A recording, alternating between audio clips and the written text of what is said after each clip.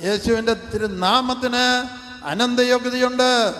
സ്വർഗത്തിലും ഭൂമിയിലുമുള്ള സകല അധികാരവും എനിക്ക് നൽകപ്പെട്ടിരിക്കുന്നു.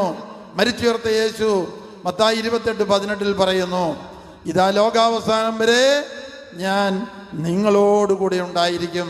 Hallelujah, hallelujah, hallelujah.